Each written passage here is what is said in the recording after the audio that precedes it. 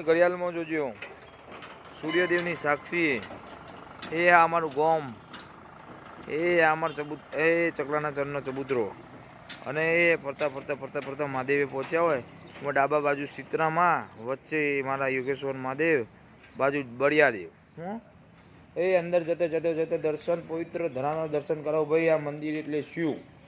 મંદિરના પહેલાં આવતા નહોતે ત્યાં સરસ મજાનું કામ કરેલો છું જોવે વિષ્ણુ સ્ત્રોતમ પાઠ એક નહીં બે પોસ્ટર મૂકી લો જો ધરા અમારી ધરા એમને ધન્ય નહીં જો હોય દાતા તરીકે કોઈ દાને આપેલું છે અને ભગવાનના ધામમાં જો લાઇટ હોય જર લાઇટ એક જ છે અમારા મહાદેવનો ઘંટ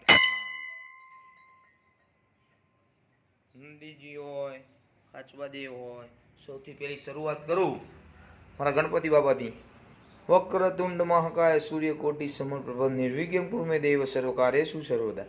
એ ટૂંક સમયની અંદર જગત પ્રસિદ્ધ આપણું મંદિર ના થાય સાહેબ એ લોક પાડેશ્વરનો મેળો હોય એવી રચના કરાવું તો મોનન પાડેશ્વર તારો કોઈ દીકરો હતો અને ખૂટન હતો મને કહી જશે બાકી બધા આપવા વાળા તો આપું જ છે અને મેનેજમેન્ટ કરવા વાળું કોઈ ના હોય તો કે જે અમે ઉભા અમે ટીમ તૈયાર જ છે હો।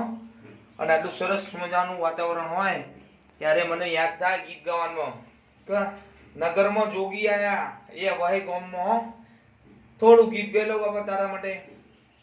નગર મેં જોગી આયા વસઈના ગામમાં આયા એના લીધે અમારું નામ બહુ ઉજળું થયું અને એક નાનકડી ધૂન કરી લઉં તારી।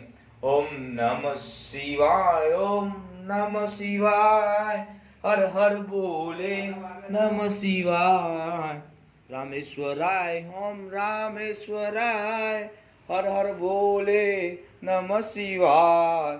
યોગેશ્વર મહાદેવની જય। અને જતા હનુમાનજી મહારાજ આયા એ દરેકના દુઃખ હોયથી કાપતા જ હોય હજી દરેકના દુઃખ કપો એટલે કષ્ટભંજન દેવનું હોય રાખ્યા છે। ઓમ નમો હનુમતે ભય ભંજનાય સુખમ કરું ફટ્ટ સ્વાહા। આ વિડીયો તમને ગમ્યો હોય તો અમારી ચેનલ પટેલ હર્ષ 7595 ને યુટ્યુબની અંદર સબસ્ક્રાઈબ કરવાનું ભૂલતા નહીં। હજી તો ઘણા બધા ગુણલા ગાવાના બાકી છે।